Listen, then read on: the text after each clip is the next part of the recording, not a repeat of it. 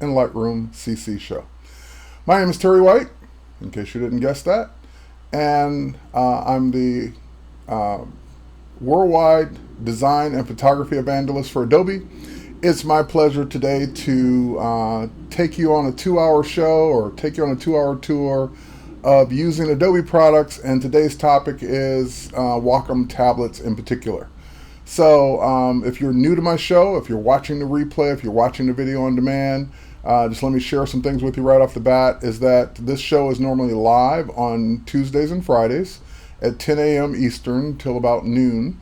Sometimes I'm not able to do it if I'm on the road, but normally that's when the show is live. If you're watching the replay, whether it's on Twitch or if you're watching it on my YouTube channel, thanks for watching the replay.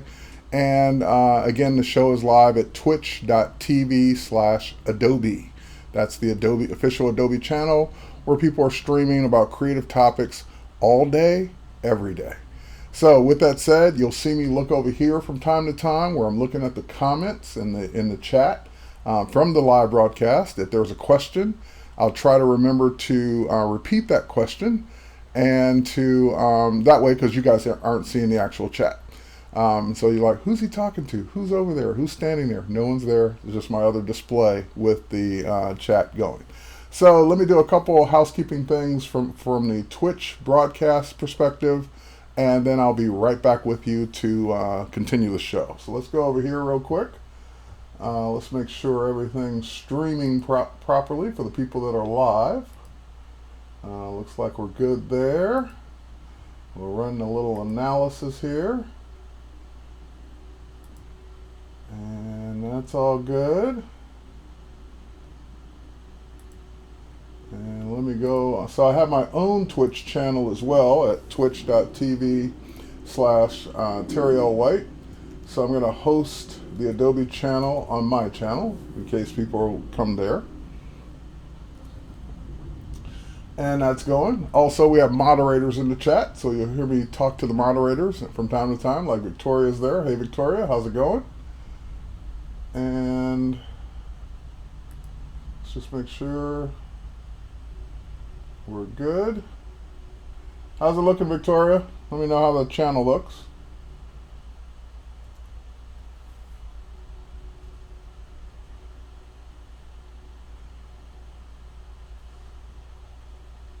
I'm good. You're good.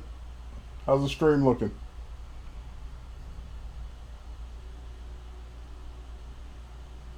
It's all good? All right.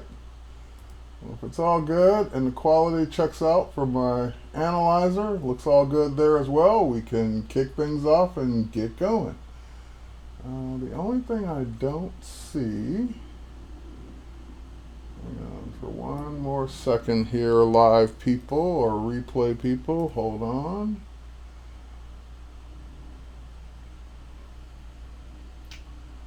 Okay, that's what I was looking for. All right, so let's go turn that audio off there.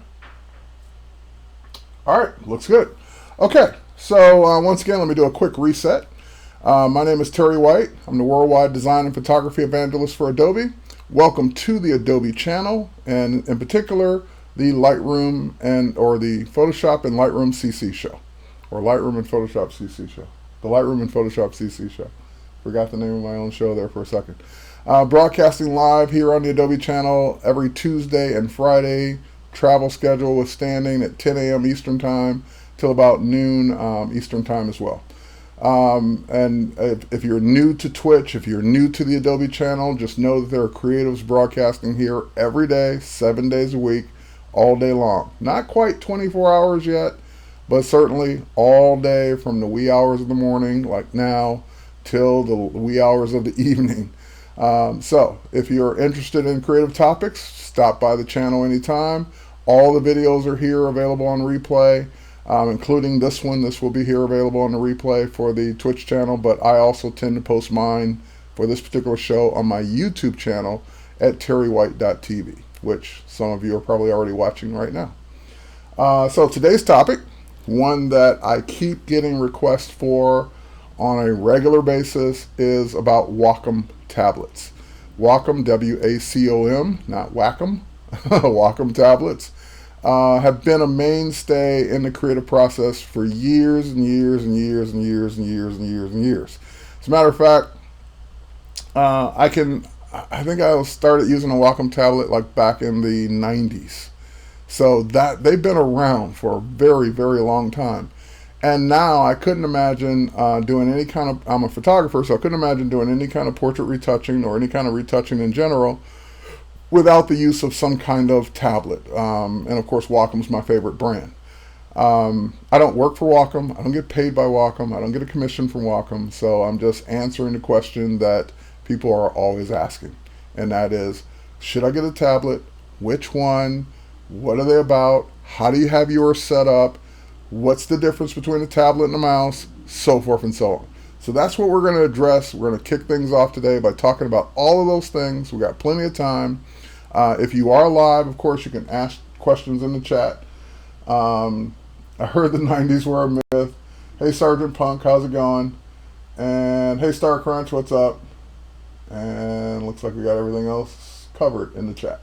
Okay, but anyway, now the good thing is the tablets come in all different flavors, sizes, and costs. So for example, you can get started very effectively for an inexpensive price. Those are the words I was looking for. And you can then go up from there. So a lot of people, especially graphic designers or photographers coming out of school, don't have hundreds or thousands of dollars to spend on a tablet. So Wacom traditionally has had a line specifically for beginners called the Bamboo. However, I just learned something at CES. I went to the CES Consumer Electronics Show this year in January and stopped by the Wacom booth. I had no idea that the Bamboo product line was pretty much gone. It had basically been revamped into a new product line. Didn't know because I tend to buy the Pro products. So when I found out that the Bamboo line was gone, I was curious because I know a lot of people are always asking me.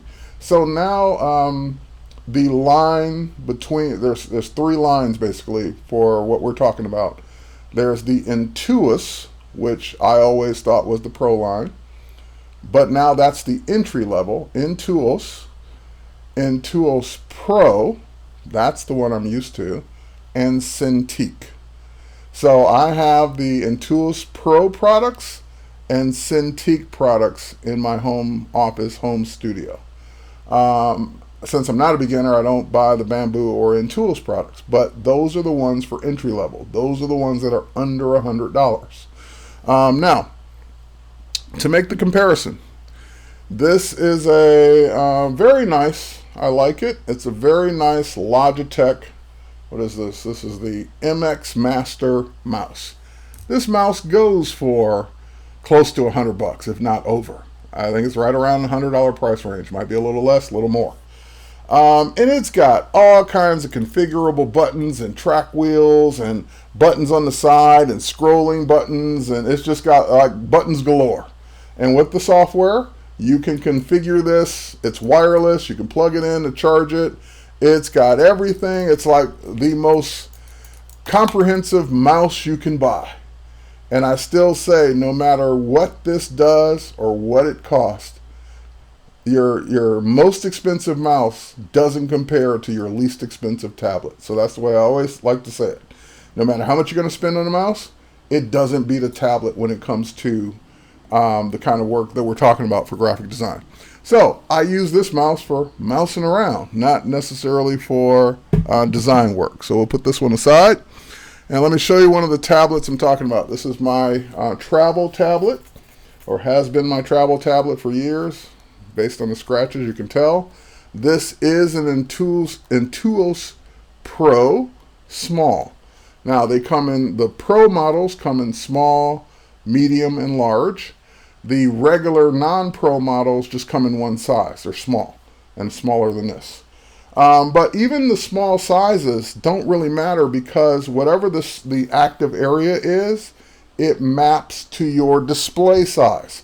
So it's not like you're having to constantly move the tablet around or move your pen around. If I'm working with a 27-inch display, it starts the 27-inch display in this corner and ends in that corner. So it knows whatever display you're on, how big, how small, it maps this area to it. So it doesn't really matter how small or large the tablet is, unless you just like a bigger drawing surface. That's all that matters. But even the smallest tablets will work on any size display, meaning if you're trying to draw something and you're looking at your display, it will still map to that size. So that's the great thing. Now, what's the difference between I don't have one of the regular Intuos tablets, but what's the difference between the low end and the Pro? A few things. Number one, again, a bigger active area. I think, here, I have the specs here. I can tell you what they are. All right, let me get my notes going here. Okay, so on the regular Intuos, the active area is 6 inches by 3.7 inches. So that's kind of a small active area, but that's okay because it maps to the size of your display. The Intuos Pro has an active area of 8.8 inches to 5.5. So this is 8.8 across, 5.5 down. So that's the biggest difference, is that you have a bigger surface on the Pro. The other difference, there are two more differences. You have more, or actually three more differences. You have more express keys. We'll talk about express keys and configuring them in a minute. You also have on the Pro models that you don't have on the regular model, I forgot if this is called the express wheel, but this wheel basically. This is like a touch sensitive wheel that you can spin around, and I use it all the time for adjusting my brush size or adjusting the size of my zoom. So I just reach over, grab my finger, spin the wheel, and zoom in, zoom down, or make my brush bigger or smaller, much faster. And so this one has 6 of these keys or buttons that you can configure. Yeah, you can see that. 6 buttons versus 4 on the regular Intuos, and the regular Intuos doesn't have this wheel. The other differences are on the pen itself, which all the Wacom pens are wireless. So when you're working in Photoshop, working in Illustrator, you never have to worry about charging the pen. The great technology that they've just built in their pens over the years, they don't need charging. There's no battery in here. There's nothing in here. It's just wireless from the beginning. And back in the early days, there used to actually be a wire attached to the pen. So you would actually have a wire as you were working that was all over the place. So that you don't have to worry about. That's been gone for years. The other difference, levels of pressure. So with the regular Intuos, the entry-level models, you get 1,024 levels of pressure. With the Pro model, you get twice that, 2,048 levels of pressure. And the last difference is that this normally can plug in via USB. There's a USB port right there, so it comes with cable and everything. Plug it in with USB to power the tablet, because something has to have power, right? And to connect the tablet to your computer. However, in the Pro line, let's see if I can dig it out here. Yeah, I'm on the right side. Okay. Just wanted to make sure I wasn't pulling something apart I wasn't supposed to. There we go. On the Pro side, there's a little adapter that has a little pocket, storage pocket there. This little adapter is, this goes in your USB port instead of the cable. So if you wanted to use this instead, that would make the tablet wireless. So I just plug this in the USB port, turn on the tablet, and I can position it anywhere. I can just sit back in a chair and work, and I don't have to worry about any cords whatsoever. While it is plugged in via USB, via the cable, it's charging the battery in the tablet, so that when you do want to go wireless, you're all set, ready to go. So there's a power button right there. It looks like, oh, okay, it's on. I was going to say, mine's not on. Okay, so there's a white button white LED right there. And what it's looking for is the connectivity to that, which it won't find because I don't have it plugged in. But that's it. So these come in, this is the Pro model, Wacom Intuos Pro. These come in small, medium, and large. The regular Wacom Intuos non-pro or just Intuos comes in one size and starts under $100. I've seen them as low as $69, $79, but they basically are under 100. I think the list price is $89 or $99. All right, let me check for questions, and then we'll get into some configurations, some settings, how to use it, how to get into it, and so forth and so on. Yep, that's another good point. The Intuos, someone brought up in the comments, the Intuos Pro recognizes tilt, where he thinks the regular Intuos does not. Not positive. I'm not positive either. Because again, I don't use the regular Intuos, so I don't know what other limitations it has. All right, so that's it for the comments so far. Let's jump in. I'm going to switch gears here. I'm also going to put in a link in the chat. And let's see what I want to do first. I'm going to put the link in the chat first. That's not it.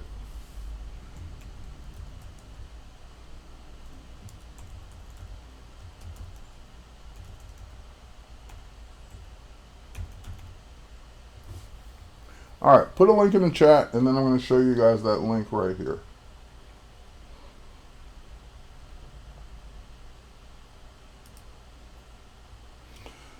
All right, we should now be switching gears.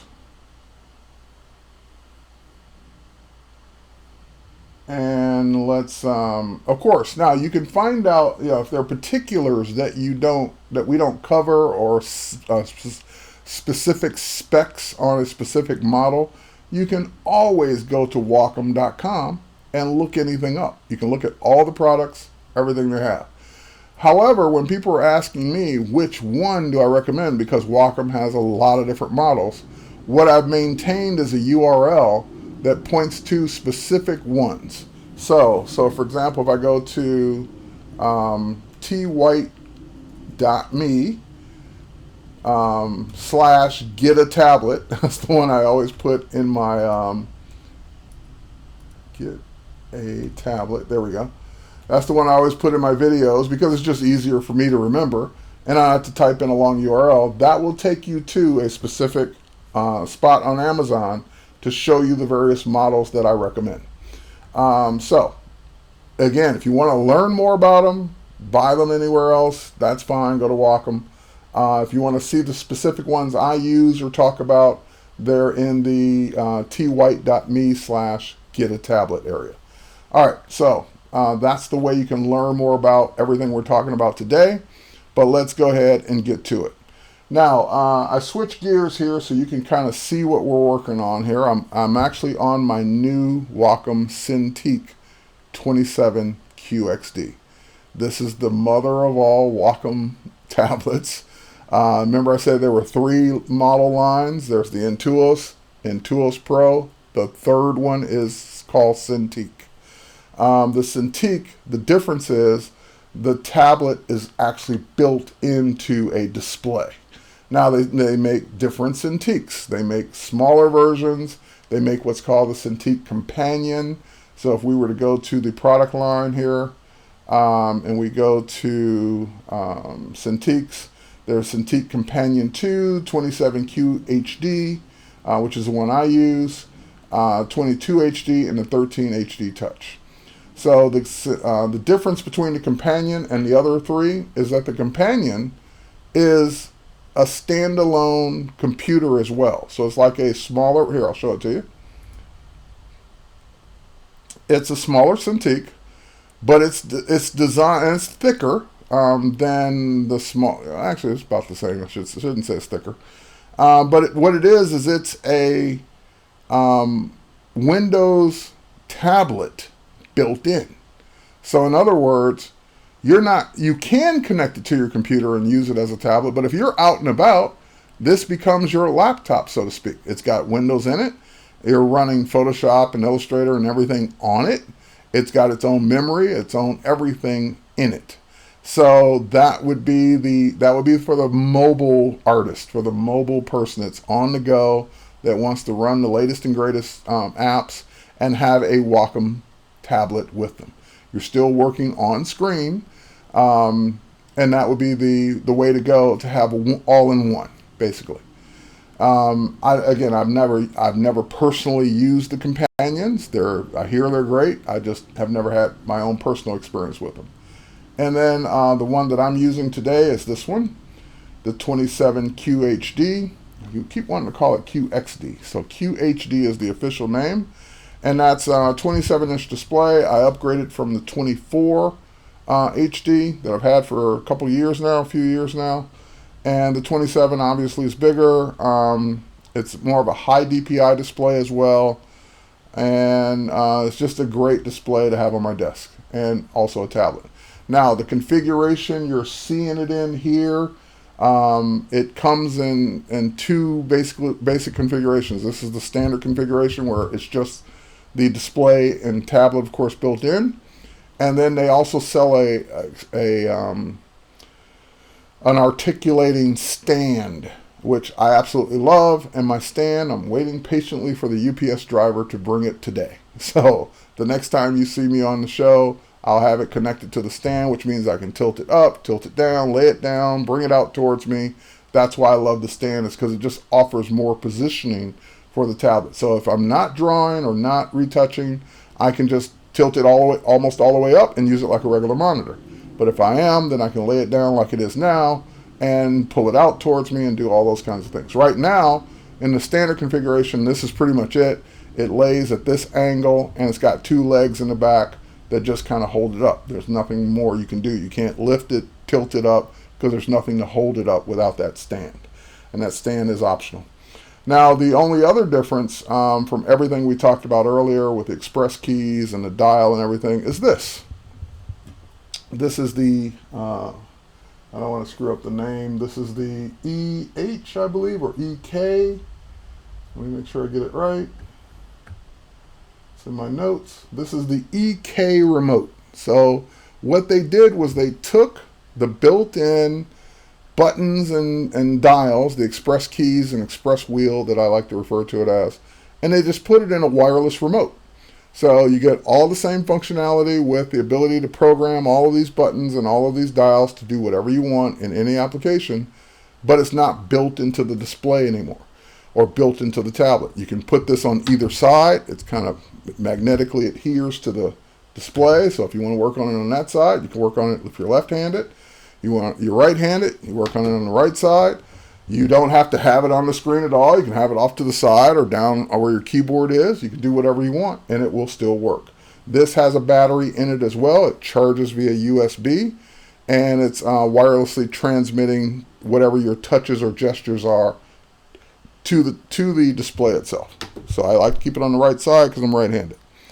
All right. Let me check for questions. How much is the latest Photoshop? Photoshop starts at, in the photography plan, for $9.99 a month, and you also get Lightroom Mobile, and some cloud storage, and of course always on the latest version of Photoshop CC. All right, let's switch gears. Let's go to Photoshop, speaking of the devil. And let's go ahead and create a new, just a new empty document so I can show you guys the whole point of why you want a Cintiq in the first place. All right, so I just created an empty document. I didn't even look at the settings to see what they were on because it doesn't really matter. I'm on a paintbrush, and I'm going to go ahead and just press the button on the, oh, I have to turn it on actually because it goes to sleep. There we go. And now that I've turned on the EK remote, yes, the EK remote, it's got a button on it that toggles between three settings or three sets of settings. You can see that on the screen as it pops up as well. So I like to keep it in the middle for the most part, which I have set to brush size. So as I turn the wheel, you can see my brush on screen getting bigger or smaller. So that's why you, even on my old Cintiq or any other Wacom tablet, I'm always reaching over to the wheel to turn the brush up or down, so I'm not having to go tap, tap, tap with my keys to use the keyboard shortcuts. So all of that is configurable. That particular configuration was there by default. All right, so I've got my brush, I got the size I want, and this is the difference between using a mouse and using, here, I'll do it with a mouse first. So I'm not using a tablet, I'll use a mouse and I'll paint a stroke. So when I paint a stroke with the mouse, I have no control. It's the size of the brush, that's it. That's all I get.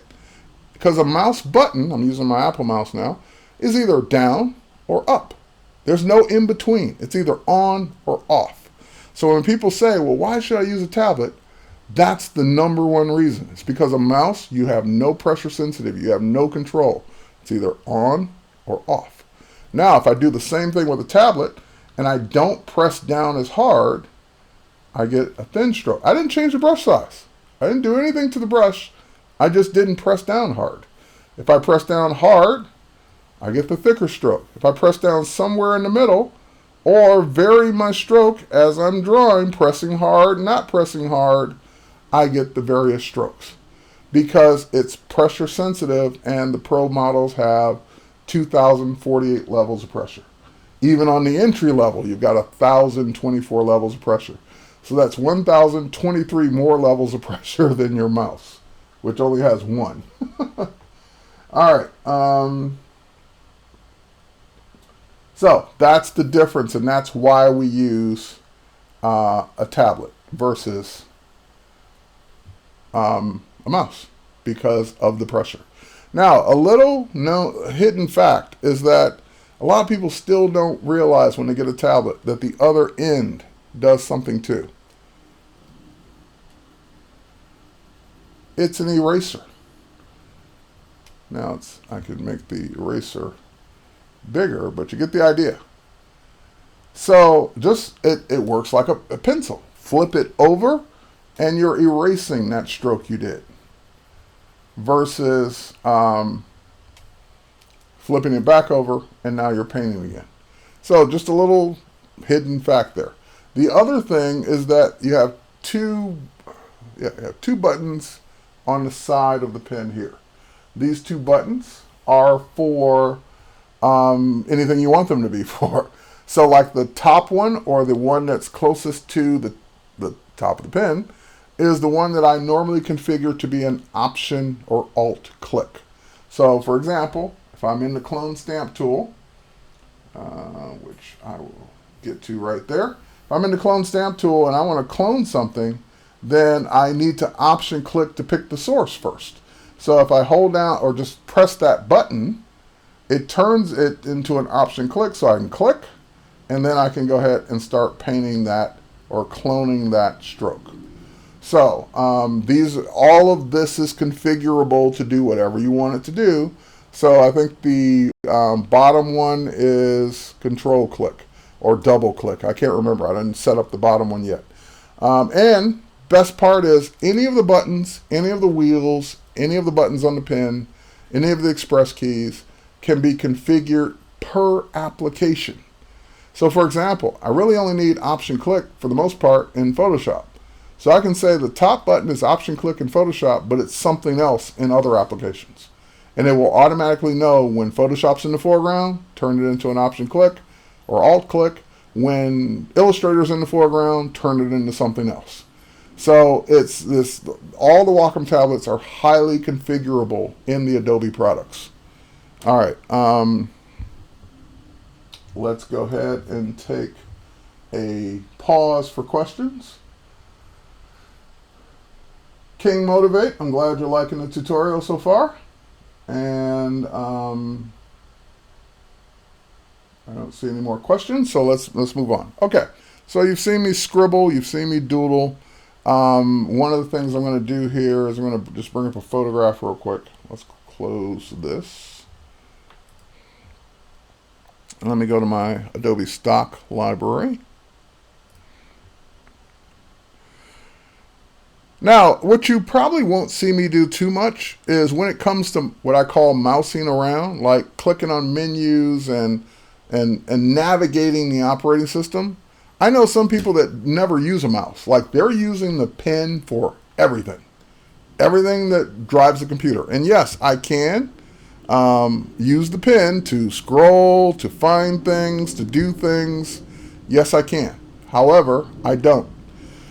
Because while I consider the pen to be the best tool on the planet for drawing and retouching, I still prefer the mouse for everything else. Just that's a personal thing. I'm faster with the mouse than I am with the pen for navigation. But when it comes to actually using the products, the pen beats everything else hands down. All right, so for example, I can go ahead and open up that photo. And now that I've got this photo open, I want to introduce you to another feature that is built across, it didn't used to be, but now it's pretty much built across the entire Wacom line. And that is multi-touch gestures. Let me go ahead and, what can you do on Illustrator is the different, what can you do on Illustrator? Is it different than Photoshop? Absolutely it's different than Photoshop. And if you stay tuned, we're going to go to Illustrator. Illustrator, just in a nutshell, is for vector drawing. Mathematical lines and curves, vectors. Resolution independent. Photoshop's for working with pixels. That's the main difference. But if you hang out for a little while longer, we're going to go to Illustrator. I'm going to show you some cool things you can do in Illustrator. All right, but anyway, while we're here in Photoshop, and I don't think you can see it. Here, let me see if I can make you see it on the camera here. On the camera, up here, I know you can't see it, but up here are 3 buttons. The one on the right-hand side, I'll worry about the other 2 in a minute, but they're lighted buttons built into the display. The one at the very top right, here I'll turn it, I'll press it. Notice it says touch off and touch on. So what that gives me is I'm using the 27 QHD touch model. They make 2 models. One's less expensive that doesn't have touch, and the one that's a little bit more expensive does have touch. If you're using an Intuos Pro, it's got touch in it. You don't have to worry about buying one versus the other. They all have touch. Even if you're using the regular Intuos, it's got touch as well.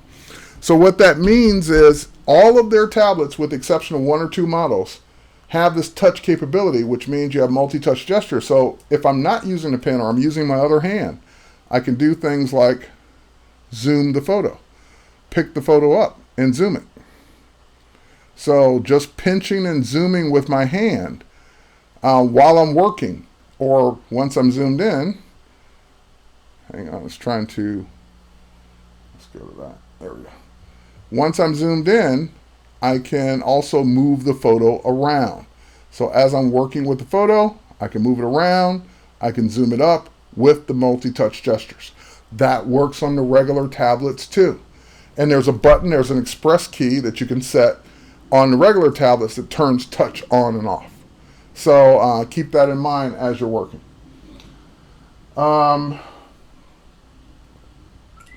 Someone's asking, will it be possible to see a recording or replay of the stream later? Yes, you'll be able to see it here on Twitch, and you'll also be able to see it on my YouTube channel at terrywhite.tv, including the previous episodes I've done.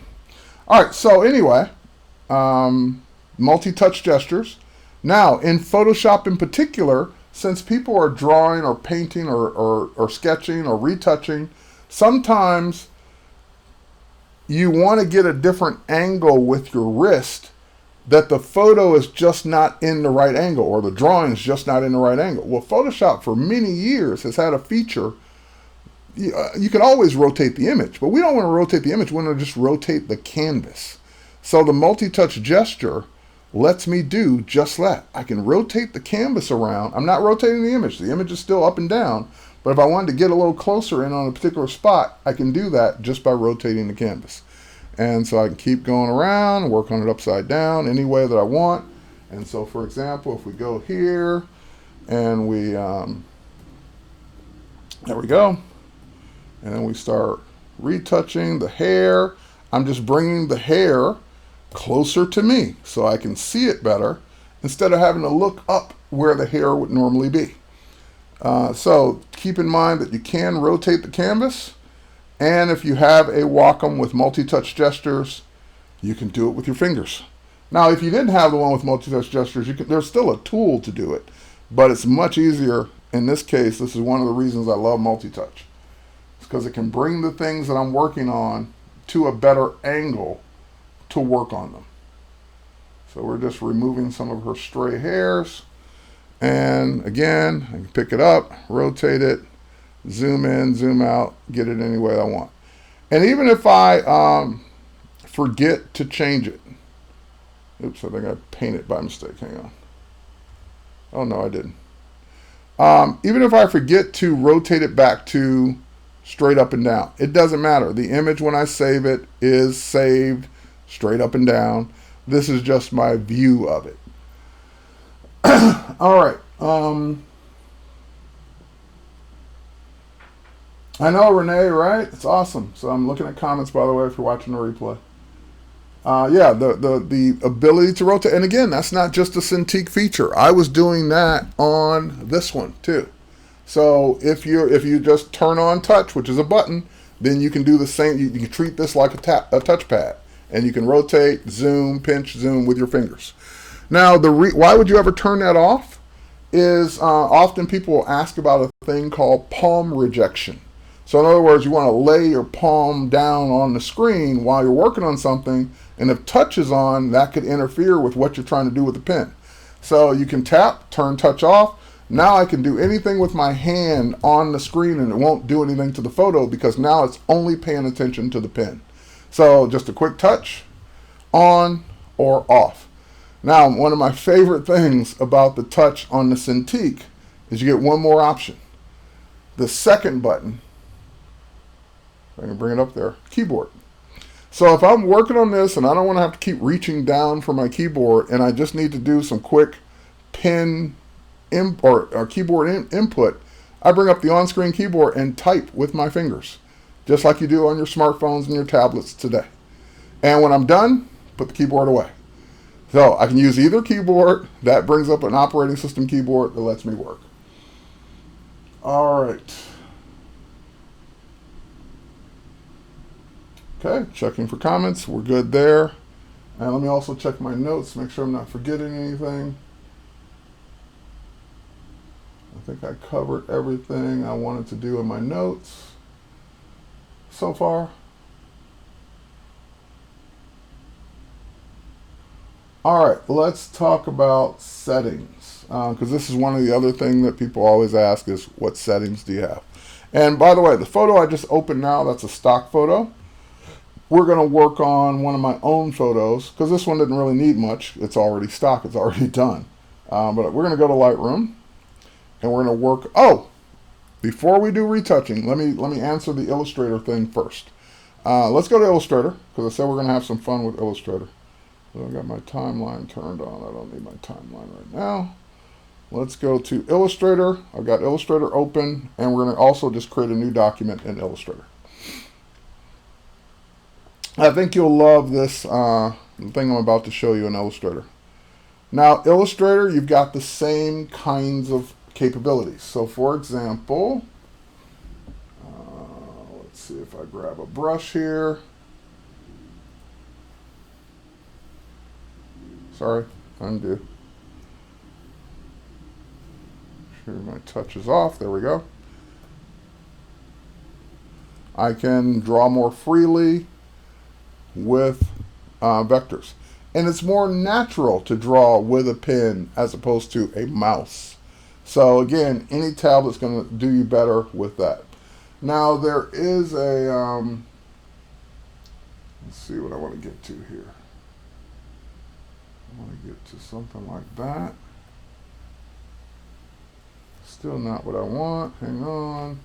I'm not that much of an Illustrator user, meaning I don't draw, so it takes me a minute to remember or find what I'm looking for. What I want. Okay, we got the shaper tool, pencil tool. There we go. And also I want to turn back on the GPU acceleration that I had turned off for another demo. Awesome. And I want to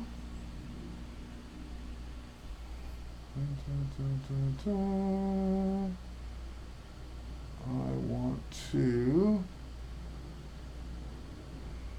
try different brush options.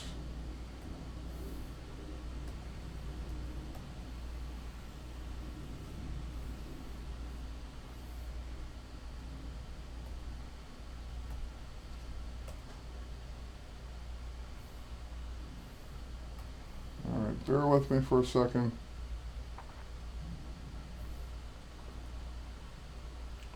I want that to be my default. Hang on. Deselect that. Go to my pencil. Okay, so now that should be my default. No, it's not. Why is that not my default? I don't know.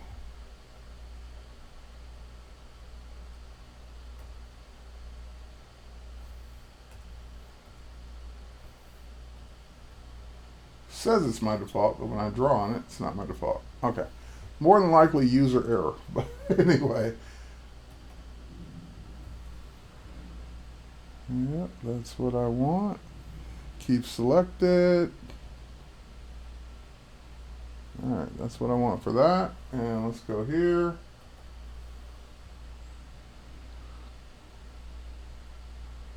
Good. Okay.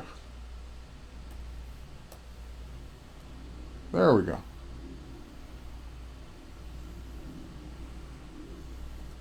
So just, again, you get nice, natural, here we'll undo a lot of this, or select and get rid of all this. You get some nice, natural strokes that you can do with a pen. So that's, again, one of the reasons why you do this. Now, let's say we wanted to explore some of the touch capabilities in Illustrator. And by the way, the difference is, had I done that in Photoshop, that would be a pixel-based at a specific resolution. Because I did this in Illustrator, these are vectors. So if I print this out on an 8x10, great. If I print this out the size of the Empire State Building, it will still look great. There won't be any pixelization because this is all vector work. And so if I wanted to reshape or redo any of this, that's the beauty of working with vectors, is that you can. So for the person that asked earlier, what's the difference between Photoshop and Illustrator? That's one of the differences right off the bat. Okay, the next thing I want to do, and it's not, none of this is why I came to Illustrator. There's another thing I want to do, but let me answer the questions first.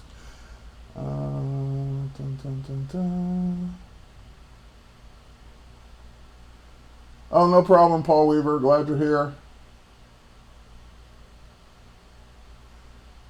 Oh, no problem, Shani. When you get older and you want to be a graphic designer, that's why I answered the questions, because they are legitimate questions that especially a lot of new people ask all the time. But let me show you one of the cool things that you can do with the latest version of Illustrator that involves touch on a display like this. So this could be a Wacom Cintiq, it could be a Wacom Companion, or even like the touch-enabled notebooks from Microsoft, like the Surface Book and Surface Pro. So for example, if I go to my type tool, and I go ahead and just click, and I type the word Adobe.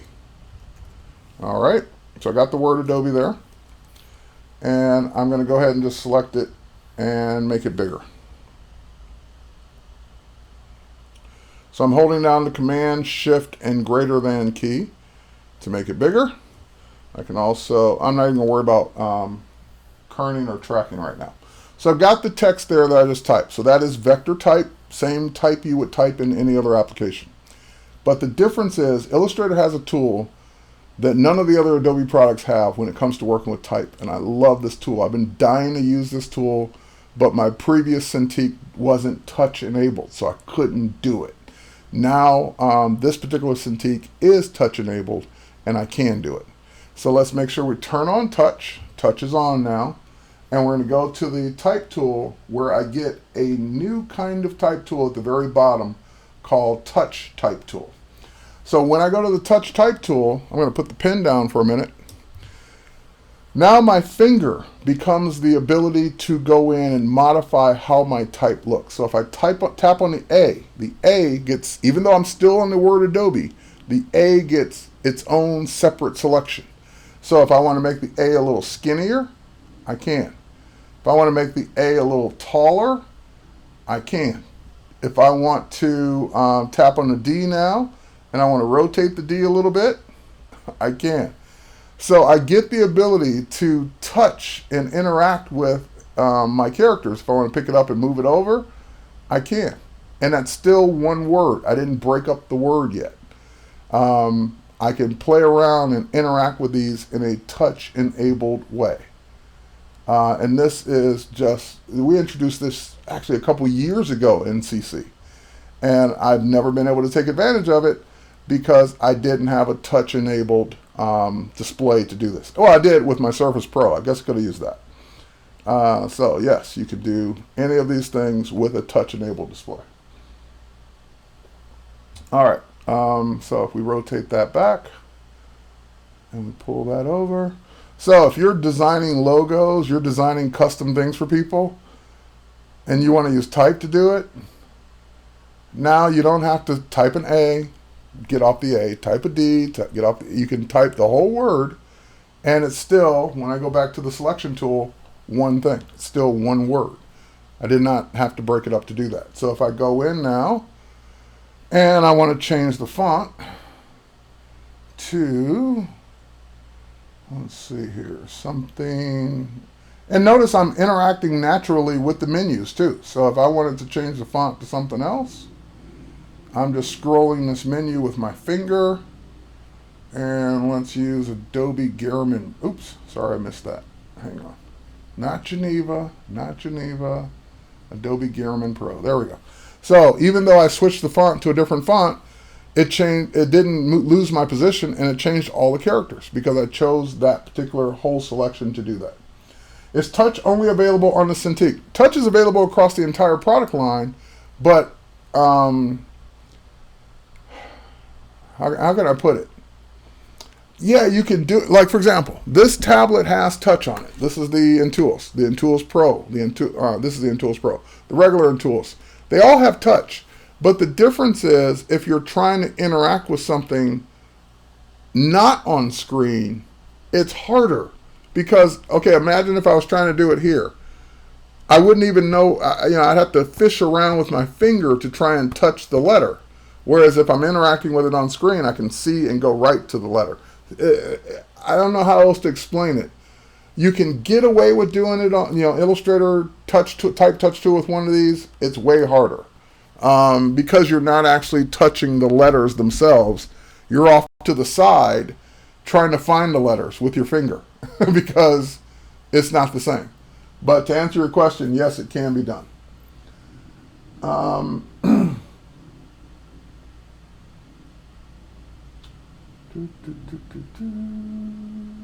Okay. So that was one of the reasons why I liked the touch features in Illustrator is because of the 2 or 3 year old now touch type tool that we introduced like literally 2013, 2014, somewhere in there. But very cool to be able to do that in Illustrator. But as far as across the board with pressure sensitivity and working with Illustrator, same kinds of techniques, same kind of pressure sensitivity. All right. You like fishing in the dark? Then go for it. If you like fishing in the dark, you can use the other tablets to try and use this tool. Have at it. I can't wait to see what you come up with. And again, even though I changed the font, if I get off this, go to individual letters. Oh, I'm on the wrong tool. Hang on. We need to be on the touch type tool. There we are. Now if I go to individual letters, I can still work with them while I work with my type. And rotate this around the other way, or rotate it back. See, this is the part I mean. If you try to do this off to the side, you might fish around and find the letter, but then now you're having to fish around and try and find the controls because your finger's over here trying to touch them. That's the part that makes it a lot harder. Whereas I can go grab that handle because I can go right to it and touch it. There's no cursor here. There's no pointer to aim. You're having to use your finger. So, like I said, it can be done with the regular tablets because they do have touch. It's way harder because you're not going straight to the object you're trying to get to.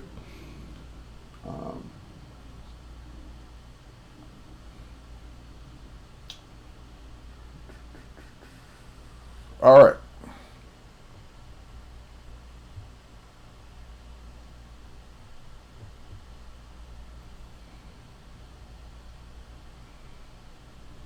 Okay, let's go back. Now we'll talk about the retouching that I was going to do. Where are we on time? Good, we got plenty of time. Okay, let's go back. Let me show you. I kind of jumped ahead here. Let me show you what I'm going to work on.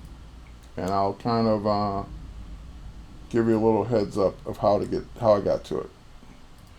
Okay, here's a photo shoot I did, I don't know, 2000, I want to say 12, 2011, 2013, maybe. No, 2011. So I did this photo shoot 2011. It was an Egyptian themed photo shoot. I kind of showed some of these images a little bit before in one of my previous streams. At the very end, we didn't really do much with them. But I have made a few, excuse me. Time for a drink of refreshment.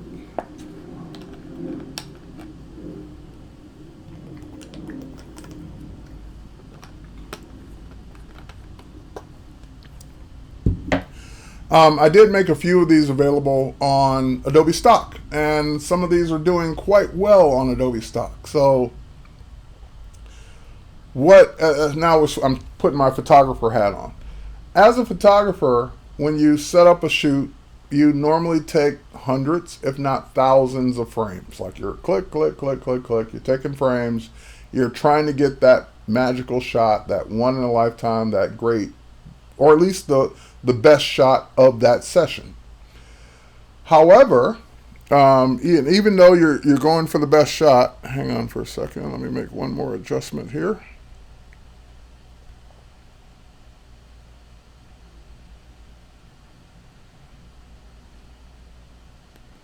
Okay, and when you get your best shot or your favorite shot or whatever it is, you're good. Like, okay, those are my favorites. The ones that are kind of outlined in green or yellow. Those are my favorite ones from the shoot. And they were retouched and they were printed and they were used in advertisements and they were just used everywhere I wanted to use them. They're on my website. They're in my portfolio. Great.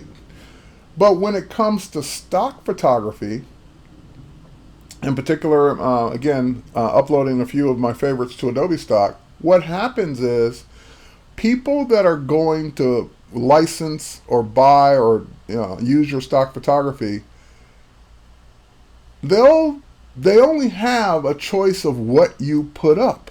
In other words, if you only like 3 photos, let me take that back. You only retouched 3 photos or 5 photos from a photo shoot because they were your favorites. They were the best ones. Doesn't mean that you don't have more that are good. They just weren't your favorites. So a lot of times we limit ourselves as photographers because, again, we're taught, and I agree, we should only show our best work. So from this shoot, I only showed what I consider to be the best ones. But that doesn't mean there weren't equally some that were almost or right up there. Like maybe these were 5 stars. There weren't maybe some 4 stars that were really good that would still work for stock. So what I'm learning to do is to go back now, especially the ones that after I uploaded all my favorites and best to Adobe Stock, the ones that are doing well. Oh, those are doing well. People like those. Maybe I should go back and look to see if I've got more that are different poses, different angles, different versions of them that might do as well on stock as well as the ones that are up there. So that's the point I'm trying to make today. So to do that, I went back to this collection, which only has 33 items in it. Some of them are movies, behind the scene production shots, of course, some of the retouched photos, obviously. And as I scroll down, I can see all the ones that we done, or I did. So some of these are production shots, some of these are the portraits, some of these are movies, behind the scene movies of me doing the photo shoot. So, for example, there are things like this that, of course, I didn't upload the stock because this only means something to me, not anyone else. And then some of the ones, again, that are doing very well on stock, like this one, are awesome. They're doing great. People are licensing those images.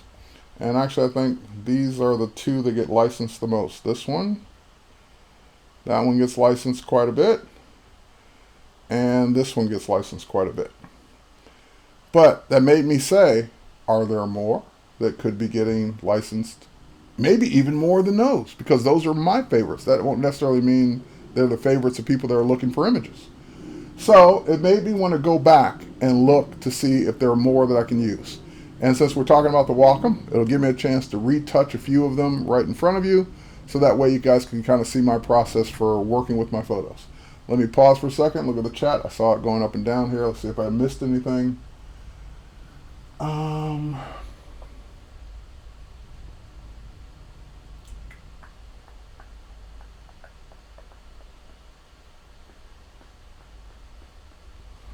Okay, people talking back and forth to each other. The mods are answering questions. Okay. I don't see anything that I need to address. Okay, so let's move on. So what I wanted to do was I said, okay, these were 3 years old, 4 years old, whatever they are. I now want to go back, not to just this collection of 33. I want to go back to the folder that has all of the images. Let's go back and see them. So if I right click on any one of these, I can say, go to folder in library, go to the hundreds that I took, and that will take me right to that folder. So here they all are, they're all here, and as you can see, as I scroll through, a lot of them are, the same. It was just click, click, click with very little difference between them. But you'll also notice that there are some color labels on them, because as I was reviewing them, I marked favorites with a label. Now, the ones that ultimately all got used weren't necessarily all the ones that I really liked. You could only do so many. So now what I want to do is I want to narrow it down. I'm going to go to attributes, and I want to say just show me the ones that are green, because that was my color. Just show me the greens. And I will see, again, a lot of the ones I used, and I'll see some of the ones that I didn't use, like this one. For whatever reason, I didn't use this profile shot. Don't know. It just, at some point, it just wasn't as good as some of the other ones. Didn't use that profile shot. Didn't use some of these that are equally as good as the other ones, just I chose the other ones because I liked them maybe a little better. So, for example, even some of these on this bottom row are certainly good enough to be used in stock if the other ones are doing well that I've already uploaded. This one, like for example, this is the one of this that I used, but this one is kind of cute too. Kind of like the peekaboo effect of that one, but I just chose that one instead. So it wasn't that the other one was a bad one, I just liked that one better. Should we now go back and use the other one? I think we should. So let's grab some of these, like this one. Kind of like this one better. Kind of like that one better. Let's go back through and make sure I'm not missing anything else that I might want to use. This looks interesting. This looks interesting. We'll grab those as well. And what I want to do with these, that one definitely looks interesting. And maybe that one too. Alright, so what I want to do with these is I want to go back up to, actually we're in the folder, let's go back down to the collections. Too far, too far, too far. And I want to go ahead and drag these into that same collection that we had before. So now when I jump over to that collection, they're all there. And I'm going to put them all at the end of that collection, because they're still selected. Okay, so all the new ones now are at the end. Let me check for questions real quick.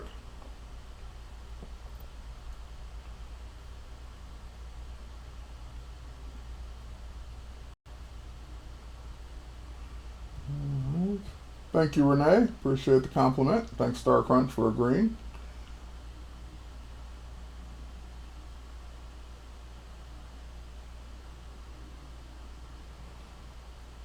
All right, Shani, remember, if you need to scrape up money for Photoshop, if you can scrape up $10 a month, you're there.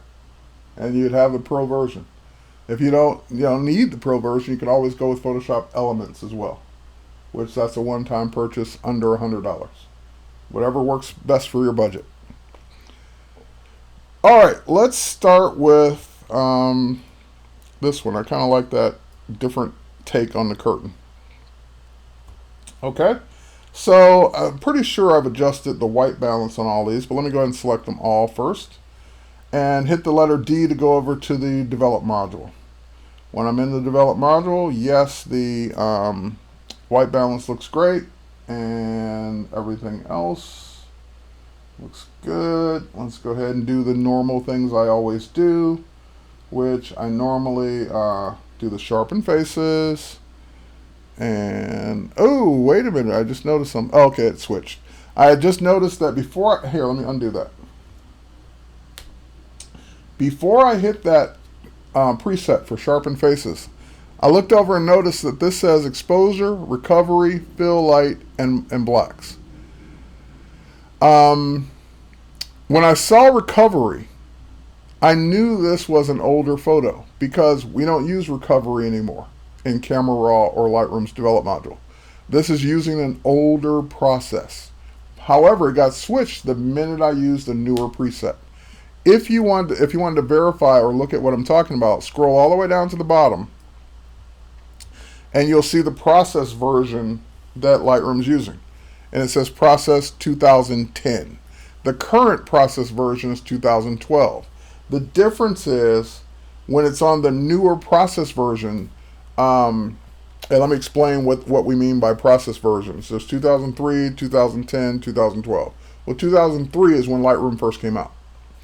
So that means that the algorithms, the adjustments that you would make to a photo back then were based on the science and the technology back in 2003. As with anything in technology, over time, things can improve. Different science can be applied, different methods and algorithms can be applied to make things better, to make photos better. So in 2010, 7 years later, the algorithms got updated to a newer process. 7 years later, the engineers figured out better, faster, more intelligent ways for making the images look better, and they adjusted in 2010. Same thing happened in 2012, 2 years later. So 2 years later, they figured out better algorithms, better ways to process your photos, and that was called 2012. So now we're going on 4 years since we had a major process update. But that means that they haven't figured out a better way yet to process the photos other than what we've done since 2012. So when I noticed that, if we go up to the top where it says exposure, recovery, fill light, and blacks, if I switch it to the 2012 process, or if you change the process from whatever it's on to whatever you want to change it to, if you have made adjustments to the photo, it can make the photo look different. Be prepared, because the algorithms that are newer may not map to the older algorithms that you used to process the photo in the past.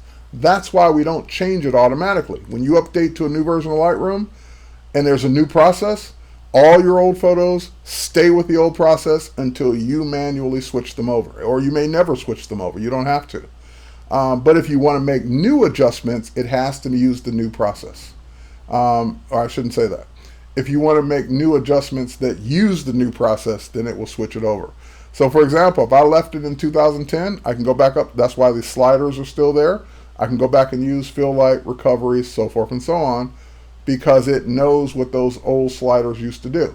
But if the minute I clicked on sharpen faces, that's using a newer process, it had to update the photo. So if I go ahead and switch it to 2012 right now, let's look at the photo. I noticed it get slightly brighter. Slightly, not a big deal. And I can certainly go back and readjust it. But now if I go back and look, I can see that I no longer have recovery. I no longer have fill light. I've got exposure, contrast, highlights, shadows, whites, and blacks. Because that's what the current 2012 process uses. The other sliders are gone. So now I can use any of the newer presets and they will work because I'm already on the new process. I know that was a geeky, complicated explanation, but that is the way it is. As time goes forward with your pixels are still your pixels, but the process that we use to make those pixels look different or better can evolve. And it has evolved 3 times since Lightroom's been out. And Camera Raw, same thing. All right, so now that we've got those all switched over now, we've sharpened, we can go ahead and just increase the vibrance. Now, since this is took it down too far. Since this is a nice colorful photo, I like to increase the vibrance to bring out the colors in the crown, to bring out the colors in that curtain. She's wearing this Egyptian looking jewelry to bring that out as well. Same thing for, I notice my shadows are being clipped a little bit here. It's right there on the hair. Right in that little spot right there. Not a big deal. Not going to worry about it. But if I did want to fix it, I can just go ahead and drag under that triangle a little to the right, and that will fix it as well. All right, exposure's fine. Everything else is fine about this photo. The other thing that I get with the newer process is a point curve, which I always like to experiment and see, does medium look better? Yeah, I like medium better. It's a little bit more contrasty. Does strong look better? Strong actually looks pretty good on this photo, but I'm going to stick with medium. Oh, I don't know. Now I kind of like strong better. Medium. Strong is darkening the face a little too much. All right, so there we go.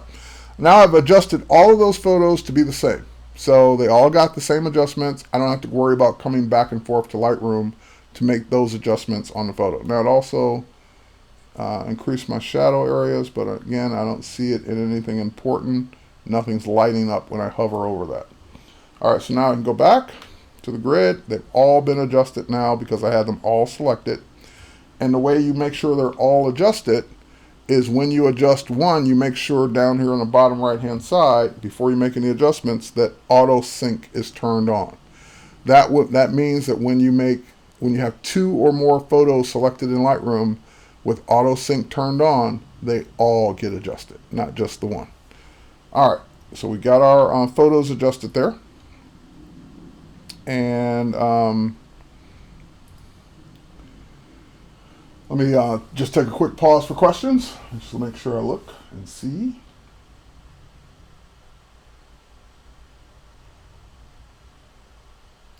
All right.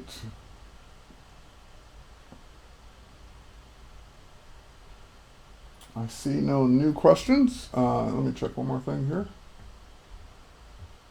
Everyone's trying to help Shani out with a student purchase of Creative Cloud, which is great. Yeah, so for example, if you're watching this and you are a student and you say, well, I just can't afford $50 a month or whatever, you can check out the student rates. Student and teacher rates are usually less. So if you go to adobe.com/creative cloud, you can find those prices. All right. Okay, back to our story.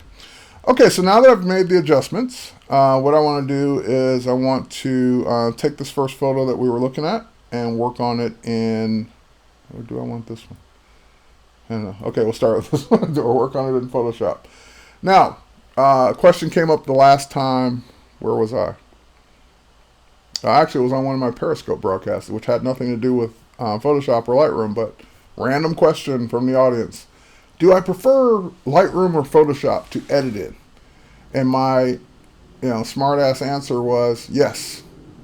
I prefer them both. It depends on what I'm doing. I did go on to explain. If I'm working on a photo that doesn't require a lot of work, a lot of retouching, like not a portrait, a landscape, travel photo, just something that needs some basic adjustments, then I'll likely do it all in Lightroom, because Lightroom gives me all the adjustments I want on a global level, and some on a specific level of photo, non-destructively. That's the beauty of working in Lightroom and making your adjustments. However, if I see a photo that I'm working on and it needs some pixel level adjustments, it needs some compositing, it needs to erase parts of the photo, I need to remove things in the photo, then I'm always going to go to Photoshop, at least for now. Because while I can do a lot of that in Lightroom, Photoshop's just way faster at it. So pick the right tool for the right job. That's the ultimate answer. That's why I said both. It just depends on the photo. Depends on how much work the photo needs.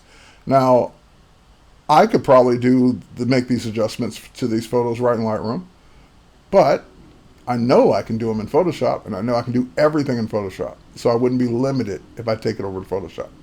And since these are portraits, I'm probably going to run into things that I would be limited in Lightroom, because Lightroom was not really ever designed to do portrait retouching, although with the latest version you can, and I've even made a video on how you can on my YouTube channel. But keep in mind, even though I made that video and even though I showed all the ways to do it, I could do it faster in Photoshop. All right, so with that said, I'll show it to you from the control panel, or contextual menu, I should say. Edit in Photoshop CC. And that's a Command or Control E on your keyboard. Yep, go ahead and don't show that again, and open anyway. So that will open that photo up in Photoshop on a nice big Wacom Cintiq.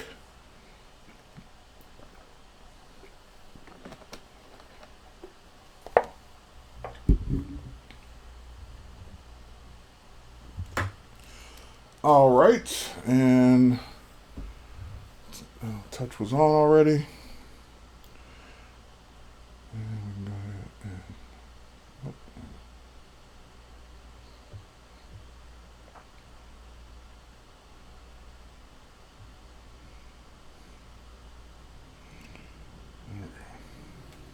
So using the multi-gesture touches, I can now zoom in on this photo. And okay, so the next question when it comes to retouching, what do you usually work on first?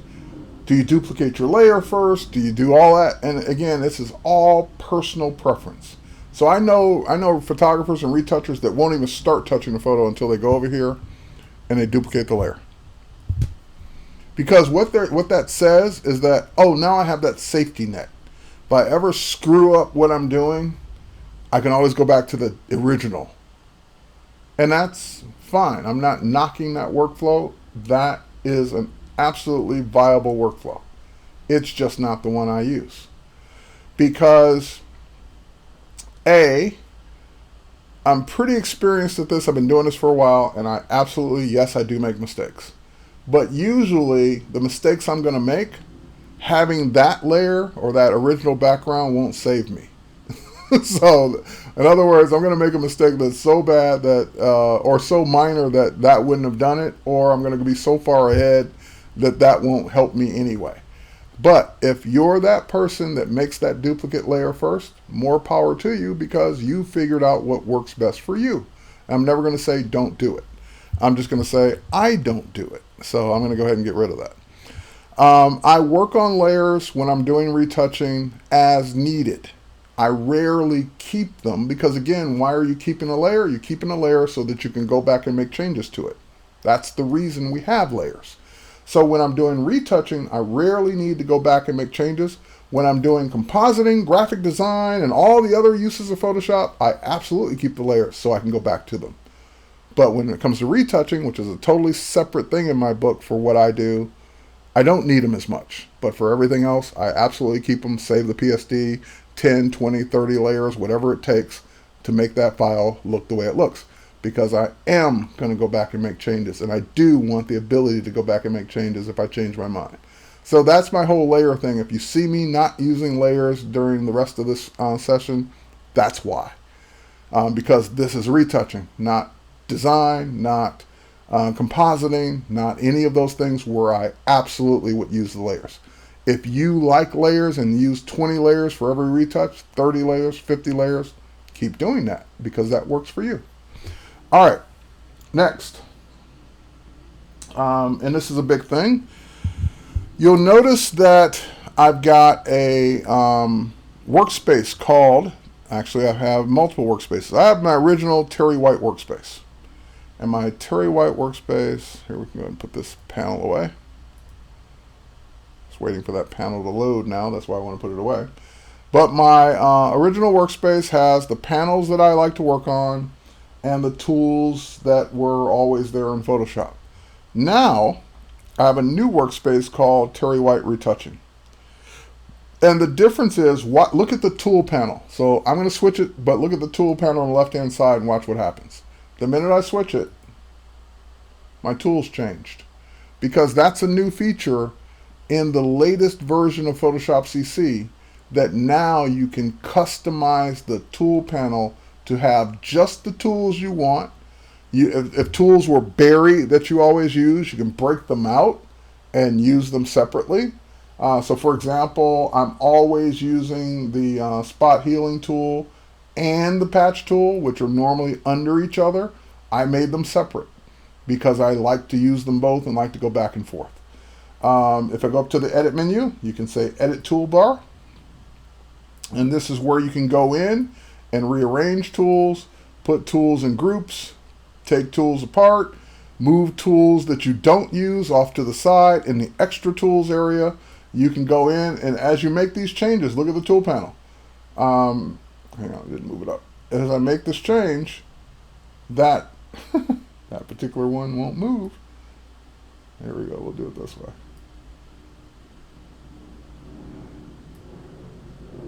All right, it's fighting me, but there we go. As I make these changes, the tool panel is dynamically updating as I do it. So if I like the clone stamp tool to be above the brush tool, it's now above the brush tool and it's where I want. If I want to break out the sharpen tool to be its own separate tool, not mixed in with the blur tool, I can break it out. You can customize these any way you want, and you can have as many different customizations for the way you work saved in your workspaces. So I could have a Terry White retouching, a Terry White design, a Terry White compositing, a Terry White 3D, a Terry White typography, a Terry White whatever. I like my name, but it could just be design, typography. You don't have to put your name on them. But I can put them any way I want. And that way the tools that I use are there. The tools that I don't use are not there for each kind of thing that I do. Don't worry about putting your name on. You don't have to put your name on. All right. So I'll put the sharpen tool back where I want it, and yeah, I got it back to the way I want. So I'll actually just cancel. If I cancel out of it, that'll put it back. All right, so I've got my retouching the way I want. And hey, Voodoo Val, what's up?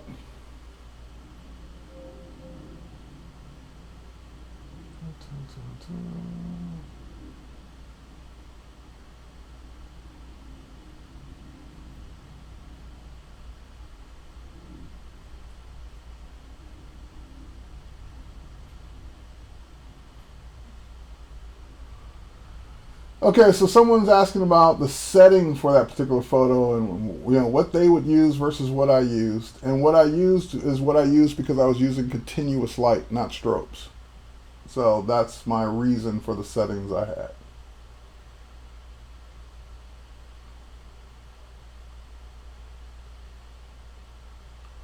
Another question is about storage. Terry, how do you deal with storing your pictures? I use a NAS, which is a network drive, but I cannot move my catalog on it. I want to use the same catalog on two computers.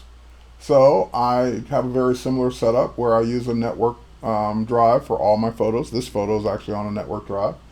But the catalog is on my laptop in my Dropbox folder, which syncs to my other computer. So that's how I keep the same catalog on two computers. Catalogs cannot be used on network drives, but they can be synced to multiple computers, either with Creative Cloud or with Dropbox or whatever other cloud syncing method you want. Why did I use Dropbox versus Creative Cloud, just in case you were asking? because Creative Cloud does a good thing for you in the fact that it keeps a history of files you delete. So that if you ever delete something by accident, you can go back to your web version of Creative Cloud and get back that file. That's awesome. It keeps an archive. The bad part about that archive is when I'm working in Lightroom in the catalog, Lightroom catalogs create lots of temporary files and lots of things. I would constantly be having to go in and remove the archives. So that's why I use Dropbox for the catalog instead of Creative Cloud. All right. So that answers those two questions. And let's move on. Okay, next. And by the way, back to the exposure question, just one last thing. Use your settings to get what you need. I know you were asking just out of curiosity what I used, but at the end of the day, people are looking at the photo, not the settings. I know you're a photographer, so obviously you're curious about the settings. You're looking at the settings and saying, why do you use this versus that? Get it. I got it. But if you need or are used to or working with different lighting, different settings, and that setting works to get you the exposure you want, that's what you want to use. Not necessarily what someone else used. So the example you gave with your settings at 100 ISO, rock on. That works for what you were trying to do. And I would never say you should use blank. And I know you weren't saying that, but when it comes to settings, I know photographers are always curious about everyone else's setup. But I'm just saying, use what works for your exposure to get you the look you want. All right. All right, moving on. So we talked about everything else. Now we need to actually go ahead and do some work. So again, I know make the layer if you want to make the layer. I'm not making the layer because I don't need the layer. All right. Now, the one thing I do notice about this versus the built-in express keys is that if you don't use this for a while, to conserve power, it goes to sleep. So there's a little button on the bottom that if I don't see the light on, I have to press the button or slide the button over to turn it on. That's the one downside to this on the newer Cintiq versus the old one where it was built in. That's it. So we'll just go in and retouch. Now, this is a mole, and that if it were something she cared about, I know her well. If that was something she cared about, I'd keep it. It's not something she cares about, so we'll just go ahead and remove it. What we're removing are things that don't define the person. Beauty marks, moles, and even sometimes tattoos define that person. In other words, that's what that person likes about themselves, and those are the things we normally keep. The things we remove are temporary blemishes, things that won't be there in a couple of weeks anyway, things that we don't notice when we see the person. Those are the things that are fair game to go ahead and retouch out. So like, for example, she's got a pimple here or there. Those aren't there today. This was like 3 or 4 years ago. So those are things I would go ahead and remove. I don't know if I can do this. Let's see. Yeah, I can zoom in. Cool. Now, oh, hang on. That's what I meant by palm reduction. So if you don't want that to happen, turn the touch off for while you're working. If they are not wearing earrings, I tend to remove the hole because now the hole's a distraction. That's not something that makes her. So if the hole doesn't have anything in it, get rid of it, in my opinion. And of course, you do what you want. But if it obviously she had the earring, would keep the earring and the hole there. But pierced ears are a given. We're not going to find someone that's an adult female usually that does not have pierced ears. So removing the hole, no one's going to say, she doesn't have pierced ears. They're probably not going to ever say that. They won't even notice that it's gone. They'll just notice she's not wearing earrings, if they notice that at all.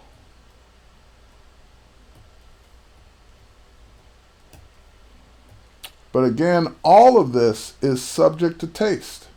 If I say something that you disagree with and you say, no, no, no, I think it should be this way, by all means, keep doing it your way.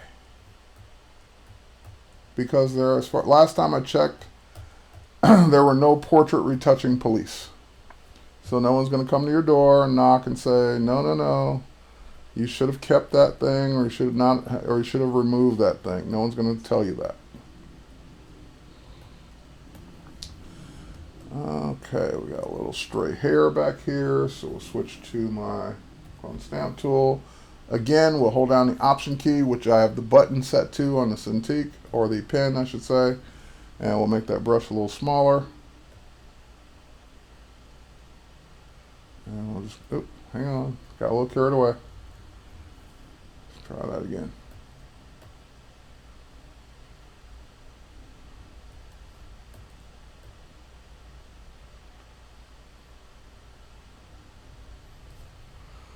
All right, now,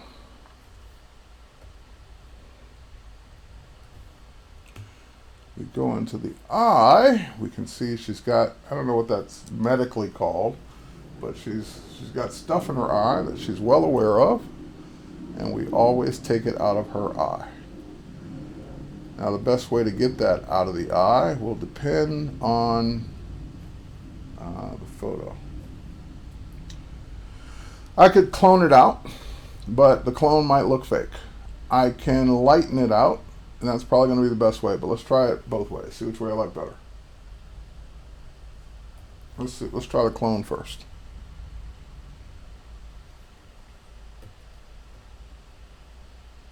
It might not be so, yeah, see, it's starting to look fake already.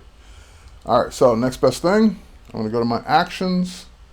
I've got my actions set up as buttons, which is, by the way, every time I show this, someone's saying, what plugin are you using for your actions? There's no plugin for this. This is an option that's been here for years and years and years, and it's in your actions panel. You just change it to button mode. That's been there for as long as I can remember. But a lot of people just never choose that and never know it's there. So in button mode, that means that these actions are just buttons. So for example, I can say I have a button to remove red in eyes, not red eye. That's a difference. All that does is it gives me that extra layer. It switches me to the paintbrush. Yep. And then the only thing I need to do is change my paintbrush down to 20% or so. And we're going to make the brush a lot smaller. Now, once we get that all set up, what I want to do is I want to sample a color that's the color I'm trying to get to in the eye. So that whiter color. No one's eyes are white. They're various shades of gray and brown and beige and whatever. They're not never 100% white. So if I were to choose white on my colors, she would look like a ghost because no one actually has white eyes. All right, so let's go ahead and select the color that is there, and we're just going to go ahead and start.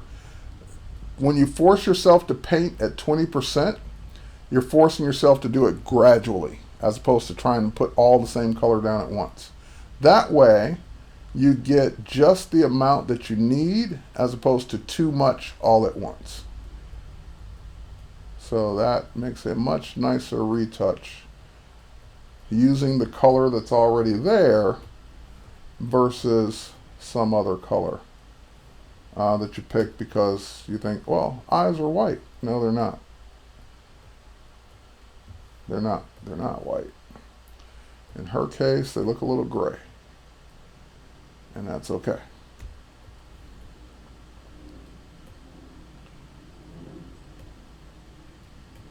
All right. And even with this, you don't want to go too far because some of this stuff is supposed to naturally be there. So we want to leave. We don't want to get rid of all that red because then she would look weird not having some of that in there. Now, of course, we can lessen it, which is what I'm doing, but we don't want to completely remove it. And at the end of the day, you want the person to look like they look in person. That's why I try not to overdo a retouch, although I've been known to do it in my early years. And you just want it to look as natural as possible. You want it to look like you didn't retouch it, but it looks good. I guess that's the best way to explain it. All right, so I just noticed a little makeup right there. Oh, see, I'm on that layer. My bane of existence. All right, so that layer's there. We finished that eye, so that's the before. That's the after. We can keep that layer. We can keep working all day long. But here's the part that I know is going to drive some people nuts. The only reason I would keep that layer is if I decided that I want to go back and do some more, or take it off, or whatever. If I zoom out, and again, I can see before, I can see it after. It's a very subtle change anyway, and I'm happy, and I don't think I'm going to ever go back, then I tend not to keep the layer. That's a personal choice I made. You, by all means, keep your layers if you think you're going to go back. But I know I'm not. So I do. My favorite keyboard shortcut, Command-D, merge that down, because I'm done with it. I'm done with that part of the photo. If I felt that I wasn't done, or could not, or maybe I'm not sure, then I would keep the layer so I can go back and make changes to it. But that's the difference between having layers and not having layers. Now I have no way to go back other than history. So let's go ahead and zoom in here. I see a little tag sticking out. Actually, let's do it this way. So, for example, I'd make a layer so that in case I remove this little piece of cloth, I could always get it back. When would I ever want it back? I don't ever want it back. So I don't need that to be on a layer just so I can get it back. That's what I mean. That's the difference. If you, if this were a composite, graphic design, typography, any of that, I'd keep every single layer, or just about every single layer.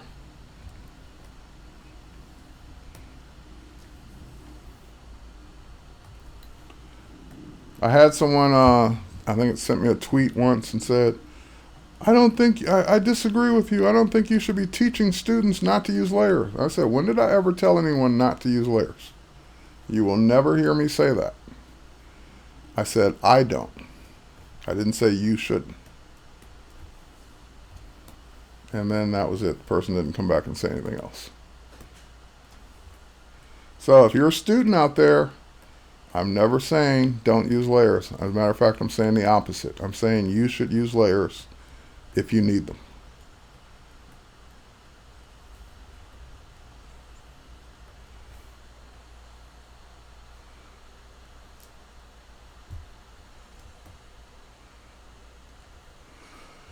By the way, one of the things if you're working on a Cintiq, you're gonna keep, or even any monitor, you're gonna keep handy is one of these, so you're not retouching little specks of lint on your display.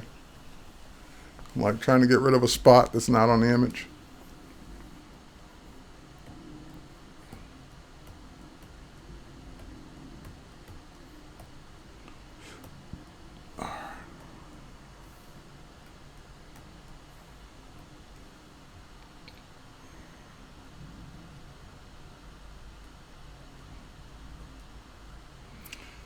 Alright, now she's got some natural lines under her eyes.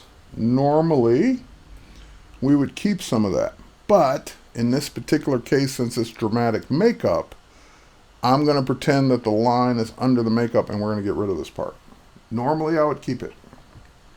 But in this particular case, I don't want it.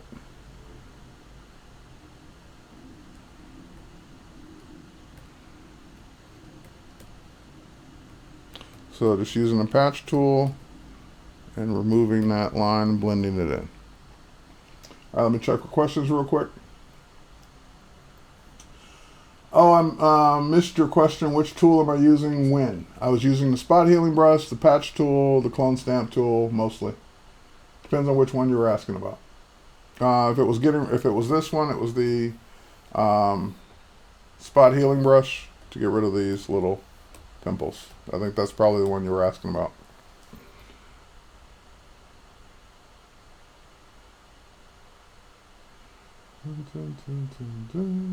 Okay, so we got that out of the way. And again, I keep seeing stuff when I zoom out that I didn't see when I was zoomed in. So now this is an interesting part. This is actually supposed to be there. She's wearing this like cloth necklace, but now it's a personal thing. I don't like the way it's hanging off the back of the shoulder. I don't like this little lip that's sticking out. It's not something wrong. It's just personally, it's distracting me because it's the first thing I noticed when I zoomed out is that what's this hanging off the back? Then I zoomed in to see what it was. So the question is, do I need it? Is it adding anything to the photo, even though technically I know what it is and it's supposed to be there? That would probably be a no, I don't need it. Now, the other question is, can I effectively make it less distracting? If I clone it, then it's going to have an abrupt cutoff there. If I duplicate it and move it back and then clone it, that might work. Let's try that. All right, so let's just use a quick selection here. Let's use, I don't know. Let's see. That's the other thing too. When you have custom tools, you have to remember where's what. Okay, so there's my lasso tool, and I'm just going to make a. And by the way, this is another reason why you want to use a pen or a tablet, because you can make these kind of selections that would be very difficult to make with a mouse. All right, so I made that selection. Now I'm going to duplicate that onto its own layer. So I'm just going to hit Command J or Control J on Windows. Now that is on its own layer, and I can move it back. I can put it back here. Okay. Or maybe even, no, I got to keep it up there. I got to keep it in the same position, at least for now. Okay, so now I can turn that layer off for a minute, go back to the background, and now I can get rid of the other one, because we got it on its own layer to play with. So I'm going to go clone stamp tool, bigger brush, get rid of it. Or maybe it won't be so abrupt if I get rid of it this way. Hang on. That's actually not so bad. Maybe I don't need the layer after all. I don't like the colors, but don't worry about that. We'll fix that in a minute. We'll fix that a different way. Oh, actually that's not too bad. So now I'll make a selection with the patch tool, because the blending of the colors doesn't look right, and we'll just blend it in with the patch tool.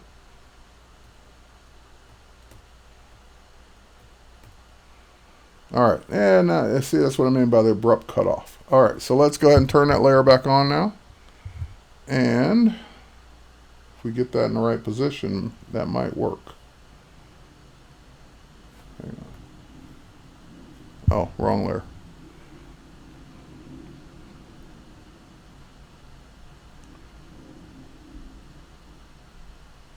Maybe something like that. And now what I can do is just add a mask to that layer and use my paintbrush. And I'm on black paint, and I can use a small brush, something like that. And I can go in and mask the difference in color. Oh, we want to put our paint back up to 100.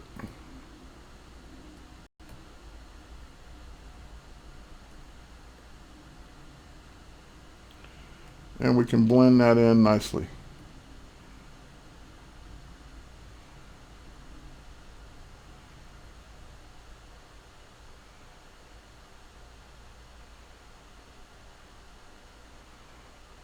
That'll give me the edge I'm looking for that doesn't look so abruptly cut off. There, it looks, round that off a little bit. And again, that's a mask, so if I ever did too much, I could always just use white paint to unmask it. All right, that looks better. Now again, do I need to keep that layer? If I ever was going to go back, yes. If I'm not going to go back, no. But yeah, I like it now. It doesn't feel like something's hanging off her shoulder that shouldn't be. All right. I'm happy. I like it. The only other thing, and I know it's just the way the crown's made, but I'm not crazy about the way it's rounded here at the top. So, go back to the background. See if I can make that different. Filter, liquify.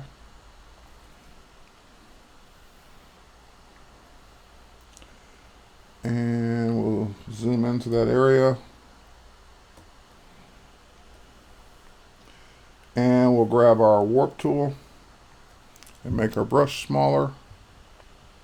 About this, a little bit bigger than the thing we're trying to push. Maybe about something like that. And we'll just push that over.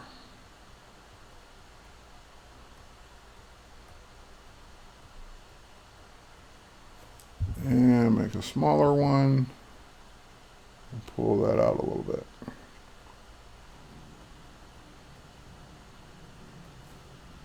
What do you think? I think it looks pretty good.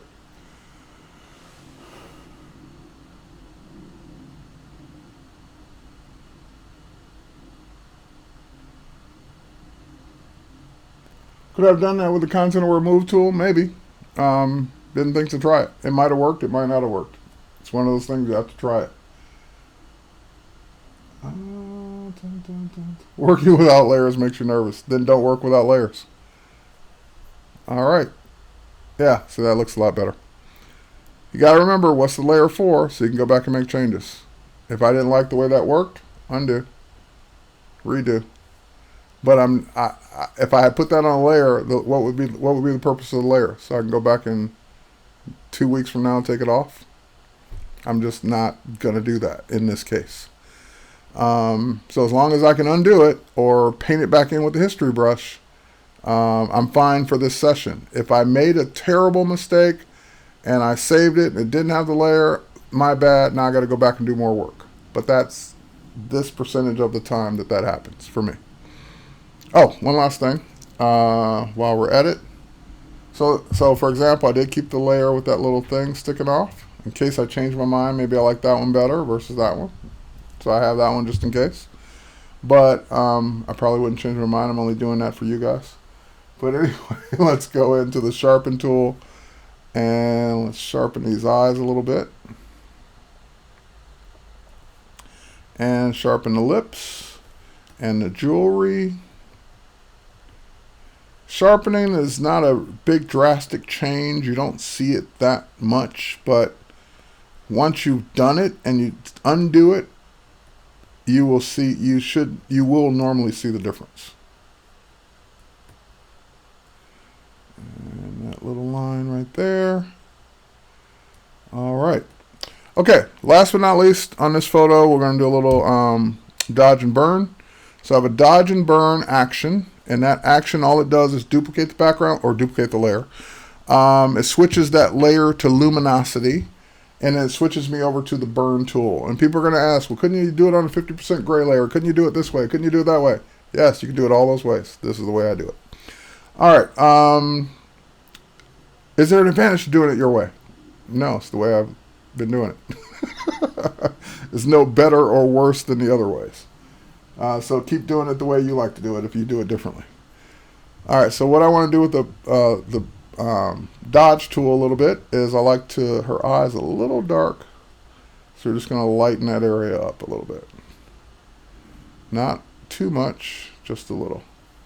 And then where she's got natural highlights from the light,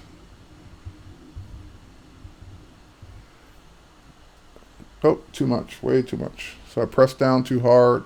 Press down a lot lighter, and again, that's the pressure sensitivity of working with a Wacom tablet.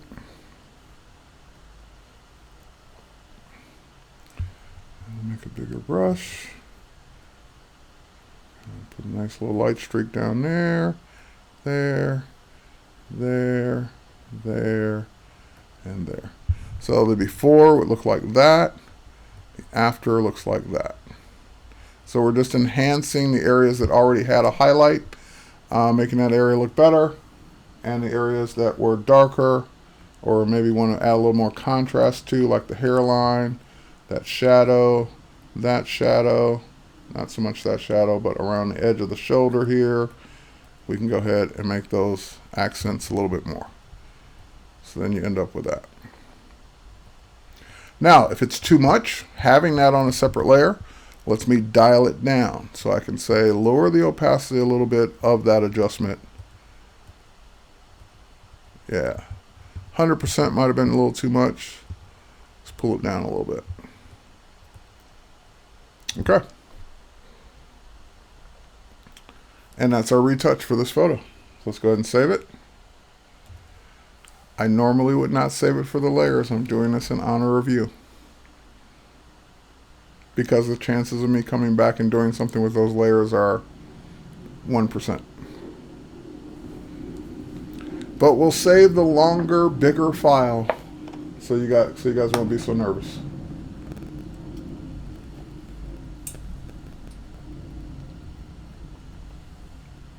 Is this a photograph you're editing? Yes, it is a photograph I'm editing.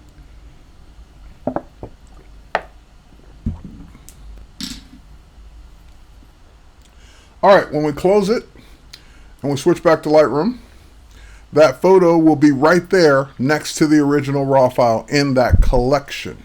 So if we look at it full screen, we can see our before and after. That's our before, that's where we started, and there's our after. Again, subtle little changes just to kind of clean the photo up, make it a little bit better. Thinking about if someone were going to use this in their advertisement and stock photography, that they, oh, sorry, I went too far. They would have a cleaner version of that photo now. Look at the eye. See how much darker the eye was before? Now it's a lot lighter, easier to see. All right, and now of course I don't need that one in this collection, so I'm just going to go ahead and delete it from the collection. It's still in the folder, just not in this collection anymore. All right, let's see what we want to work on next. Got like 14 minutes left. I'm not sure who's up next. I saw Voodoo Val earlier, but one of the mods will tell me who's up next. Thanks. Glad you liked the photo. Is that Zorbek? Thanks, Zorbek. What's going on here, Kunu? We're working on the Wacom, we spent the first hour talking about Wacom tablets and their advantages, and now we're putting them to use using some photo editing. In Photoshop and Lightroom. Oh my. Next up is Voodoo Val. Okay, so those of you watching the replay, and I'm saying what's next up, you're only watching the replay of my show today, which ends in 13 minutes. After I'm done, on the Adobe Twitch channel, there will be another artist working on, I don't know, her name's Voodoo Val. I don't know what she's going to work on, but she'll be up live after me.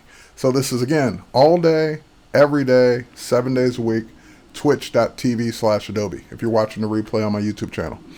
Okay, we're going to pick the next photo we can work on in 13 minutes. Hang on. Actually, let's go full screen. Ooh, I didn't mean to open that. Sorry. Don't save. I was still in Lightroom and I hit open by mistake. Kind of like that one. I kind of like that one. I kind of like that one. Oh, I'm not crazy about that one. That one looks kind of cool. All right, let's use this one. Now, although I made my adjustments earlier globally to all the photos that we wanted to work on in Lightroom, sometimes a photo needs a little bit more than a photo next to it. So let's go back to the Develop module in Lightroom. And let's go in, and for example, this photo, I want to make an adjustment to the exposure. I just want to bring up the exposure a little, not that much, just a little bit more on this particular photo. Something like that. All right. So now I got my exposure the way I want it. Let's go ahead and open it in Photoshop.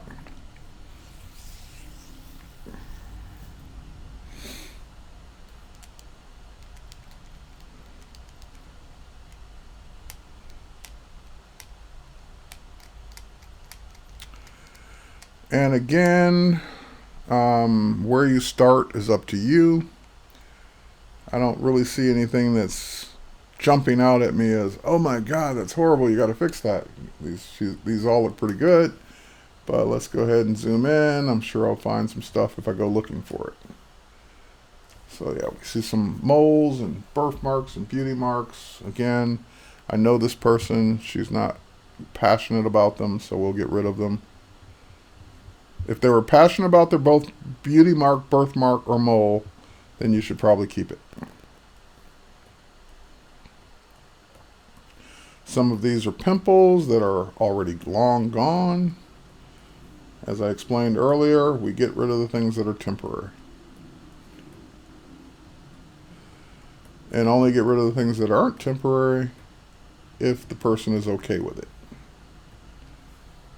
She's okay with it.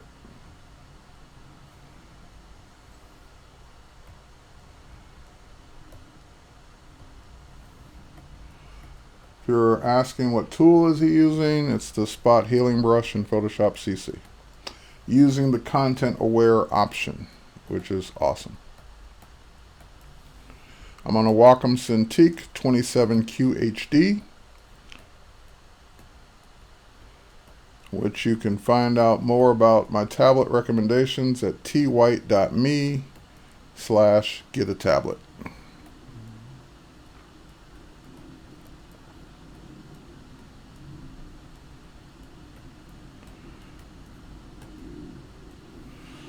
Why didn't I duplicate a layer first? Because I didn't want to. Should you duplicate your layer first? Yes, if you want that safety net. Are layers important? Absolutely.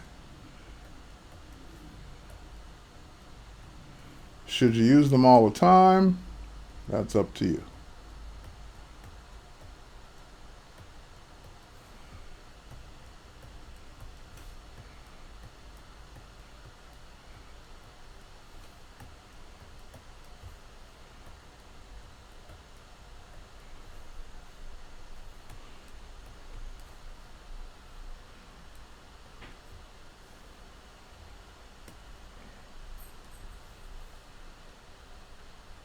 Now, we talked about pressure sensitivity earlier. I showed you some different examples with the brush strokes in Photoshop. Even with a tool like the spot healing brush, but look at how big my brush is right there.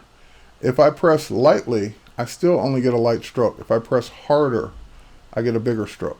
So again, the pressure sensitivity doesn't change just because I'm not using a brush. I have pressure sensitivity on most of the tools in Photoshop and Illustrator and so forth and so on.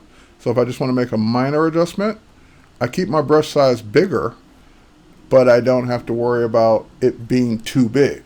If I were to click with the mouse like I'm doing right now, look at how big it made it. It has to make it the size of the brush. That's why we use a pen.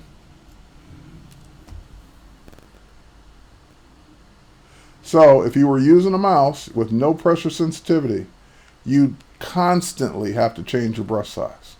You'd be changing your brush size like every time you use the brush or every time you use the tool.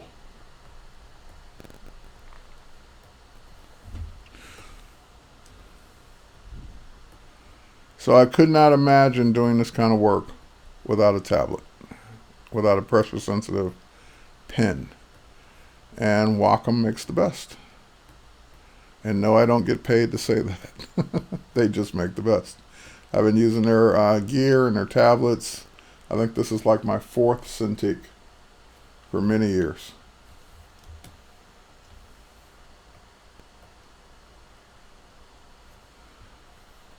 And when I'm not at home, when I'm not in my studio, I'm using the Intools Pro.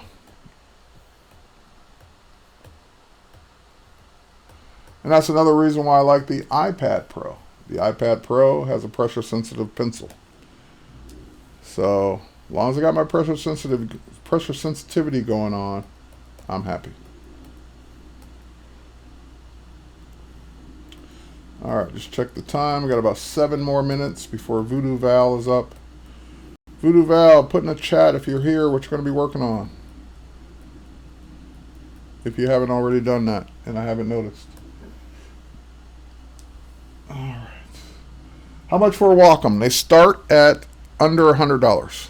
So I went over that at the beginning of the stream, but they start at like, I think I've seen them as low as $69, but certainly I think the list price is $89 or $99, depending on the version you buy. So, affordable for most artists and photographers, under $100.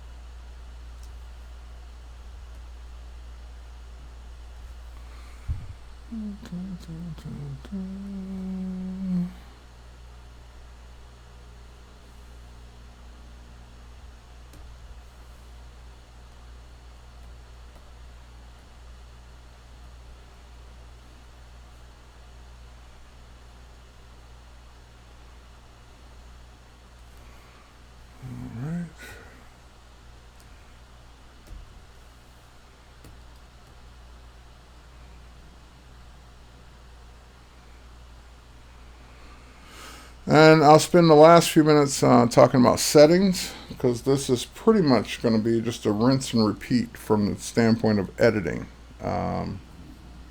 Just kind of doing the same things we did in the last photos. So I got 5 minutes left. Let me show you guys the settings for your again, the settings will be pretty much the same on any Wacom tablet. They use the same pretty much the same driver across the board. You'll have various options depending on which tablet you're on. Hang on, I'm not liking that. Oh, I'm not liking it because I'm on the wrong layer. That's why. That's better.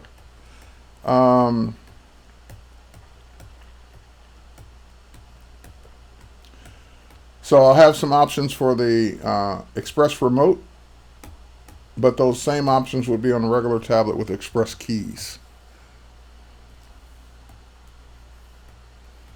All right, let's stop what we're doing now, since I only got like 5 minutes, 4 minutes left. Oh no, we gotta get some of this out of the way. And then we'll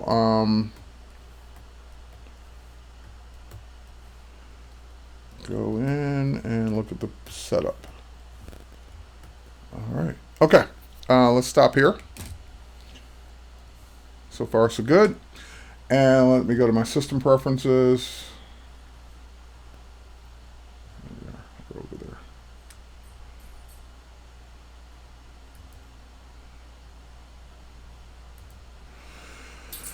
And in my system preferences, once you install the driver for your tablet, you'll have a Wacom tablet selection. And this is where you go in and make all your choices for what you want to be able to do. So for example, let me go here. It will show you which tablets you have connected. So right now I'm on a 27 QHD Touch. It'll show me the battery status for the remote, which is this one, which is fully charged right now. And notice when I bring up the remote, it's letting me go into the express keys, the touch ring, the on-screen controls. It's letting me go in and customize every single thing, even to specific applications. So if I were to click the plus sign, I can add Photoshop because it sees Photoshop running, and I can now make specific changes to this remote to what Photoshop does or what I'm doing inside Photoshop. So right now I've got the touch ring set up to do keystroke, which is brush size. So it's doing the keystroke for brush size, which is bracket key left, bracket key right. It's doing zoom and it's doing rotate. But if I wanted to change those, for example, maybe I don't use rotate as often in Photoshop. So I could change that to be keystroke, whatever the keystroke would be, to go through my blending modes. So you can customize this, and that would only be in Photoshop. It would still be rotate and everything else. So you can customize these any way you want.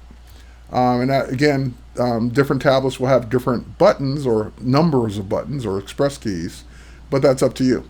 If you have touch enabled, you can control what the touch does, and you can control what the buttons are on the pen, and the eraser, what the eraser does, and everything. So you can really get in and customize the heck out of your Wacom tablet, even from the Intuos entry level to the Intuos Pro to the Cintiq.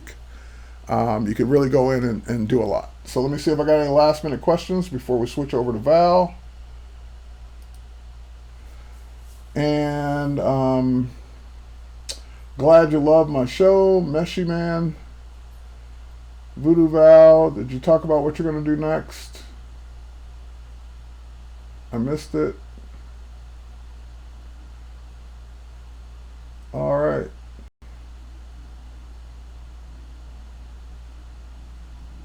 You're all ready to draw like pros. Well, awesome. So with that said, it looks like my time is up. Thanks for joining me. Thanks for the follows. Thanks for the comments.